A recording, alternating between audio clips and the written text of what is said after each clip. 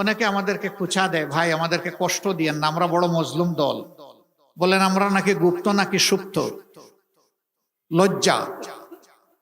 নিজেরা যারা গুপ্ত সুপ্ত হয়ে থেকেছেন সেই লোক যদি আমাকে গুপ্ত বলে, আপনাকে গুপ্ত বলে, আপনার কেমন লাগবে বলেন? বছরের পর বছর দেশবাসী কিছু মানুষের ছায়াও দেখে নাই। সেই মানুষ যদি আমাকে বলে আমি গুপ্ত না সুপ্ত, হ্যাঁ আপনি বলতেই পারেন আমি গুপ্ত ছিলাম কারাগারে দফায় দফায়। আপনি যদি ওইটাকে গুপ্ত বলেন তাইলে আমি অবশ্যই গুপ্ত। আমি এদেশের মানুষকে বিপদের মুখে ফেলে দিয়ে আমি পালিয়ে যাইনি, আমি ইচ্ছা করলে পালিয়ে যেতে পারতাম। আমি শুধু না, আমার সহকর্মীরা পালিয়ে যায়নি। নিশ্চিত মৃত্যু জেনে আমাদের সহকর্মীরা সাহস করে বাংলাদেশে ফিরে এসেছে। এই এলাকায় ইবনে সিনা হাসপাতাল আছে, ডায়াগনস্টিক সেন্টার আছে। এর প্রাণ পুরুষ ছিলেন মীর কাসেম আলী। সেই সময়টা তিনি ছিলেন আমেরিকায়, যিনি বাংলাদেশের অর্থনীতিকে পাল্টে দিতে চেয়েছিলেন, যিনি এদেশের যুবকদেরকে কাজ দিয়ে উদ্দীপ্ত করেছিলেন। তাকে তার বন্ধুরা বলেছিল don't come back to Bangladesh. তিনি বলেছেন হোয়াই? তারা বলেছে তুমি আসলে, ভাই আপনি আসলে আপনার সিনিয়র নেতাদের যে অবস্থা হচ্ছে আপনারও তাই হবে। তিনি বলছেন I don't care, I only care Allah সুবহানাহু ওয়া তাআলা। আমি আল্লাহ ছাড়া কাউকে কেয়ার করি না। আমি আসব, আমার বিরুদ্ধে মামলা হবে, আদালতে দাঁড়াবো, স্পষ্টভাবে চিৎকার দিয়ে বলবো আমি টোটালি নিষ্পাপ নিরপরাধ। আমার বিরুদ্ধে যে মামলা করা হয়েছে এই পাপ আমি করি নাই, এই অপরাধ আমি করি নাই, এটা সাজানো পাতানো এবং মিথ্যা।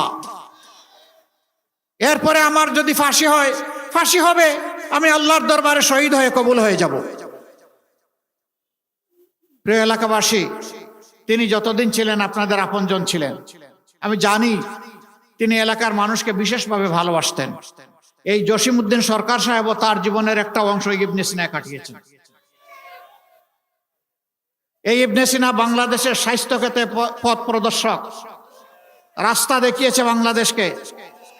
বহু হাসপাতাল আছে মানুষ যায় না, আর এই হাসপাতাল আছে লোক ধারণের, মানে তিল ধারণের ঠাই নাই, ঠাই নাই।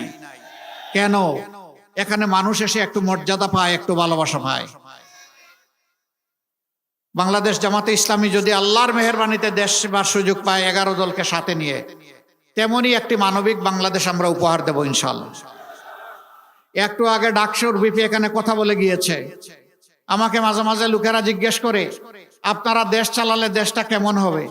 আমি বলি আল্লাহর মেহেরবানিতে 4 মাসের ডাকসু যেমন দেখতে পাচ্ছেন তার চেয়েও ভালো হবে ইনশাআল্লাহ। আমরা কথা দিব সেই কথা, যে কথা আমরা রাখতে পারবো।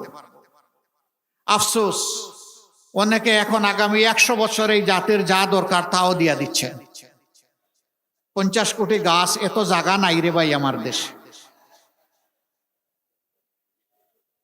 ঘরে ঘরে ফ্যামিলি কার্ড মায়েদের হাতে, কি দরদ মায়েদের।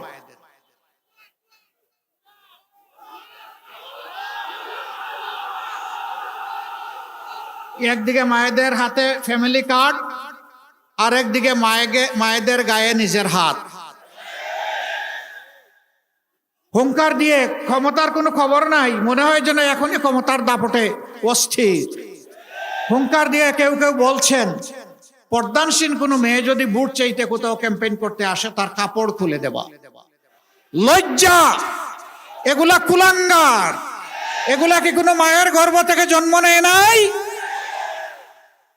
যদি জন্ম নিয়ে থাকে তাহলে কেমনে বলে একজন মায়ের গা থেকে টান দিয়ে কাপড় খুলে দিবা? আপনারা দেখেছেন শুধু বুট চাওয়ার অপরাধে একজন পর্দাসীন মায়ের পেটে লাথি দিয়েছে। মায়ের মর্যাদা কখন শিখবা? পরিবার কোনো ভদ্রতা শিখায় নাই? সবাই তো একজন মায়ের পেট থেকে দুনিয়া এসেছি। আমি তাদের প্রতি অনুরোধ করব, আগে নিজের মাকে সম্মান করতে শেখো, নিজের বোনকে সম্মান করতে শিখো, নিজের প্রিয়তমা স্ত্রীকে সম্মান করতে শিখো, নিজের মেয়েকে সম্মান করতে শিখো। তাহলে বাংলাদেশের 9 কোটি মাকে তোমরা সম্মান করতে পারবা। মনে রাখবা, জুলাইয়ের আন্দোলন এমনি এমনি সফল হয় নাই। 15 জুলাই যখন ঢাকা বিশ্ববিদ্যালয়ে আমাদের কলিজার টুকরা মেয়েদের গায়ে হাত দেওয়া হয়েছিল, সেদিনই বাংলাদেশ জ্বলে উঠেছিল। মায়ের সন্তানেরা সব সহ্য করতে পারে, কিন্তু মায়ের অপমান বরদাস্ত করতে পারবে না। এরপরে আমরা কি দেখলাম? চূড়ান্ত মুহূর্তে 4 তারিখ অনেক মা সরাসরি রাস্তায় নেমে এসেছেন, পানি আর খাবার দেওয়ার জন্য নয়, সরাসরি প্রতিবাদ এবং লড়াই করার জন্য। একজন মা এই উত্তরার রাজপথে 10 মাসের সন্তান কুলে নিয়ে চলে এসেছেন। আমার সাংবাদিক বন্ধুটি প্রশ্ন করেছে, মা আপনি সাংঘাতিক কাজ করলেন। তিনি বললেন, আমি কি করলাম? ওই যে অবুঝ শিশু বুকে নিয়ে আপনি এখানে এসেছেন কেন? মুহুর্মুহু গুলি, একের পর এক লাশ পড়ছে, আপনি কেন এখানে এসেছেন? তিনি বললেন, আমি কি জন্য এসেছি জানতে চান? আমি এসেছি শহীদ হওয়ার জন্য। সন্তান আমার একটা নয়। আজকে বাংলাদেশের প্রত্যেকটি রাজপথে যতটা তরুণ তরুণী নেমেছে, সবগুলো আমার সন্তান। আমি তাদেরকে সাহস জোগাতে এসেছি। আমি জোগাতে এসেছি যে মারা কাপুরুষ নয়, তারা ভয় পায় না। তোমরা লড়ে যাও, অন্যায়ের সামনে মাথা নত করবে না। তোমরা নিজে মাথা উঁচু করে প্রয়োজনে শহীদ হও, আর এই জাতির মাথা উঁচু করে দাও। সেই মাকে অপমান করেন। সেই মায়েরা ঢাকা বিশ্ববিদ্যালয়ের রাজপথে লড়াই না করলে অনেকের আজকে চিৎকার দেওয়ার সুযোগ হতো না, হুমকি দেওয়ার সুযোগ হতো না। জেলে একসাথে ছিলাম অনেকের সাথে, অনেকে হিসাব করছিলেন 29 সালের নির্বাচন নিয়ে। 26 সালের নির্বাচনে এসে এখন হুঙ্কার দিচ্ছেন, আমার মাকে অপমান করছেন। জোড় হাতে অনুরোধ করি, তওবা করে এই কাজ থেকে ফিরে আসুন। মায়েদের কাছে ক্ষমা চান প্রকাশ্যে, আল্লাহর কাছে ক্ষমা চান। আল্লাহ চাইলে ক্ষমা করে দিবেন, মারা চাইলেও তারা ক্ষমা করে দেবেন।